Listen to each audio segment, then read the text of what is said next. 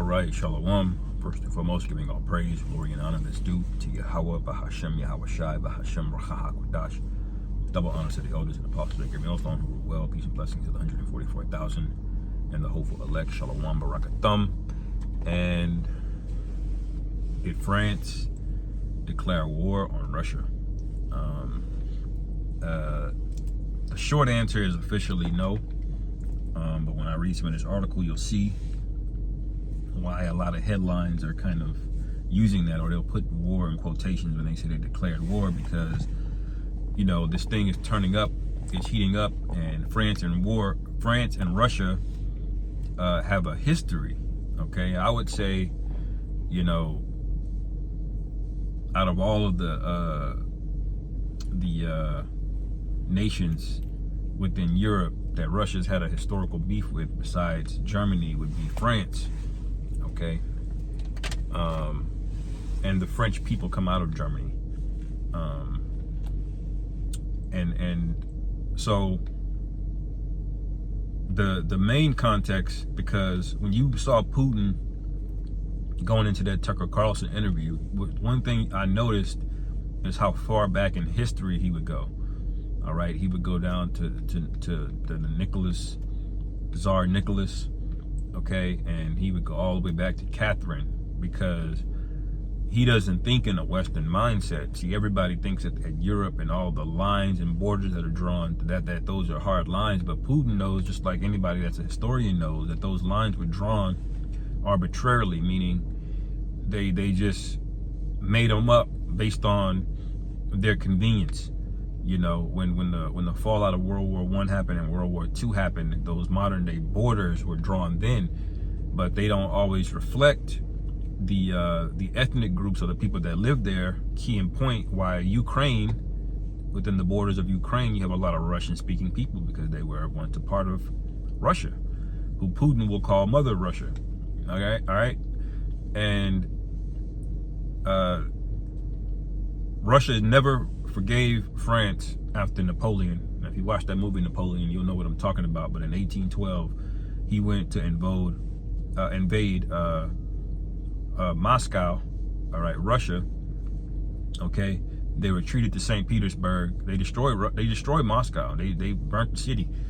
Okay, and but they fled to St. Petersburg. That's how the Russians survived, and they came back and rebuilt it eventually when Napoleon fell. So there's a lot of bad blood in history between France and Russia.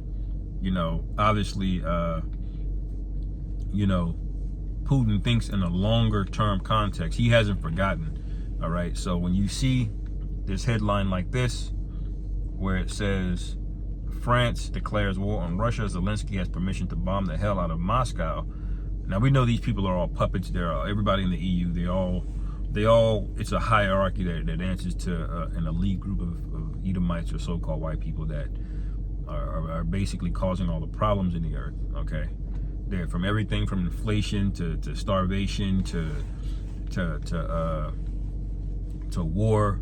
They're all responsible for it. Okay, this is that article that says France has declared war on Russia, with Foreign Minister Jean-Noel Barrot warning that France is committed. He might be an Amalekite, a French Amalekite.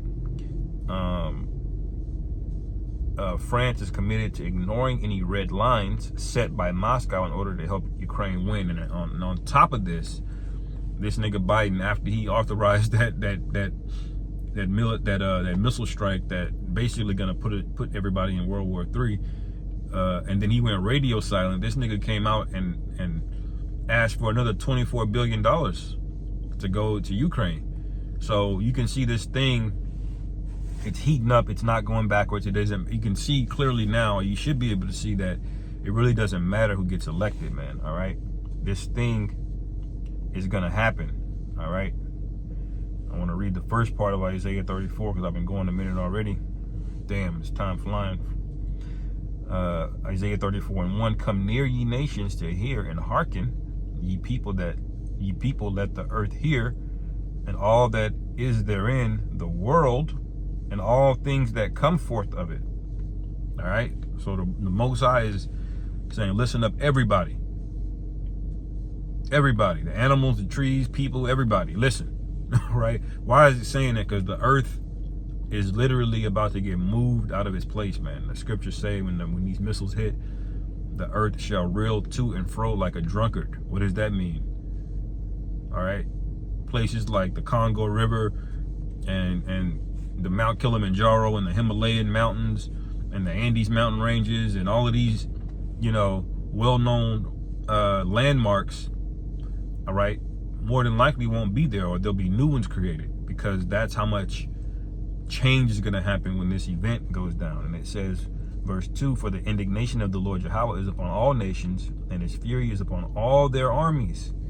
All right, so he's angry with everybody, including the Russians. So while we know Russia is going to be instrumental in taking down, the Western regime, okay, they both are going to go into slavery. That's the end all be all of the thing. The Most High is going to send his son back, okay, and he's gonna be collecting crowns, plural, okay. What does that mean? Your nuclear war is only going to affect who it wants to affect, who the Lord wants it to affect. The elect are going to be good, and the rest of you surviving heathen are going to be in perpetual slavery, okay? You're going to be under the Israelites, all right? And that's hard for a lot of people to hear, but we really don't care, because none of you nations care about how hard it was for us to live, okay? You came over here, you got filthy rich off of us, so yeah, it is what it is, all right? You can't be mad, all right? Here it says, he hath utterly destroyed them, he hath delivered them to the slaughter, all right? Their slain also shall be cast out, and their stink shall come up out of their carcasses, and the mountains shall be melted with their blood. All right, all the host of heaven shall be dissolved. What are the host of heaven? A host is an army. How is it in heaven? So that should tell you what time it is. There's going to be fighter planes. There's going to be jets. There's going to be, drones and all kind of things in the heavens flying around as part of the armies. But the Lord said he's furious with their armies, and he's gonna destroy them. It says, and the heavens shall be rolled together as a scroll. So what was Isaiah seeing? A giant mushroom cloud. Okay. It says, and all their hosts shall fall down as the leaf falleth off from the vine, and there's a falling fig tree, and there's a falling fig from the fig tree. So all of these planes, even all your satellites, they're gonna come crashing down, man. A lot of people are gonna die from that, For my sword shall be bathed in heaven, behold, it shall come down upon Idumea, and upon the people of my curse to judgment. All right, so that's what it's talking about. So the main point was, it says, come ye nations, gather together. And this is what we see here. We see France talking reckless. We see Putin gearing up his armies. He's giving very stern warnings, like, listen, we can fire these things at any time we want to. And what people don't realize is some of those missiles, like one missile that Putin was a red line for him, was one of these intermediate missiles that could from the 90s, I believe, the Persian 2 missile. It could get to Moscow in 7 minutes from Europe. Okay. And so what Putin did was set up something that could respond to it very rapidly.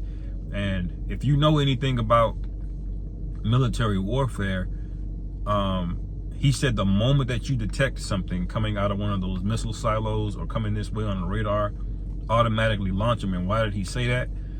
Because 7 minutes is not a lot of time, okay? Putin might be asleep when this happens. He may be in another meeting. You may not be able to get to him. They're not going to have the missiles midair and then call Putin and say, what should we do?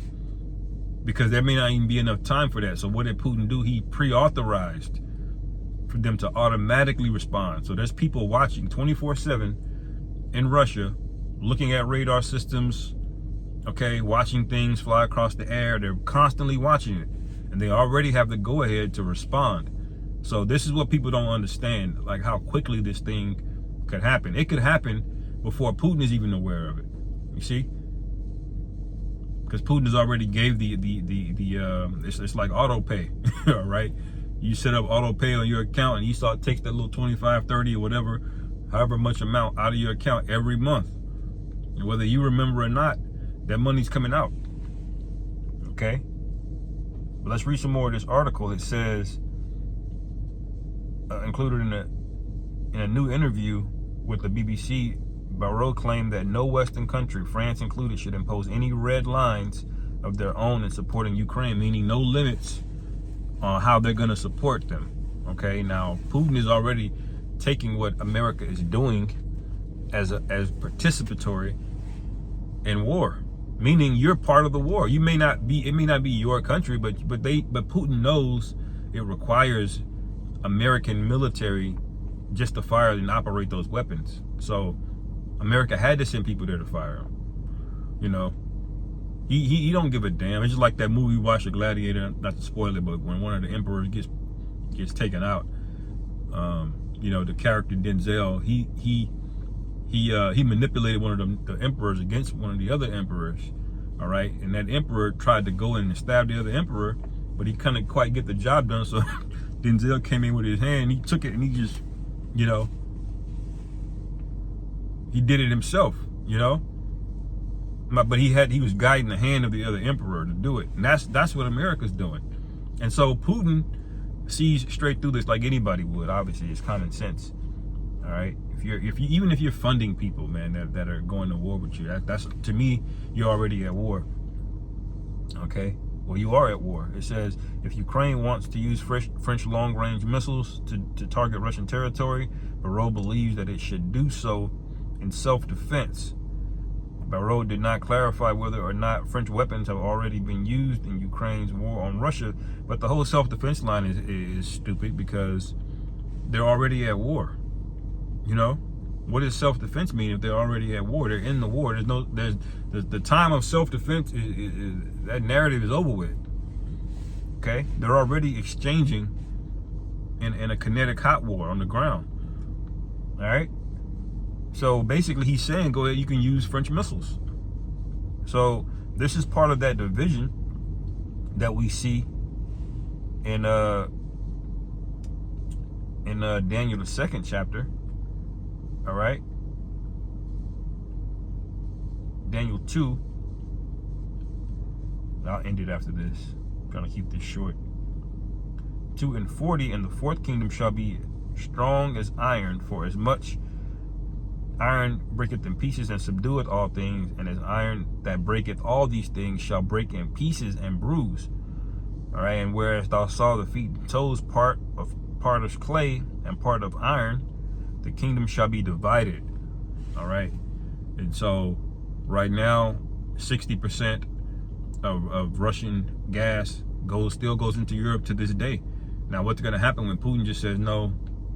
We're not doing that no more. Okay, then the economic strain is going to get real. These European leaders of these various vassal states of the EU, of NATO, they're going to be crying out, man. They're going to be divided. Those puppet leaders that set up out of Davos, okay, by Klaus Schwab and all his minions.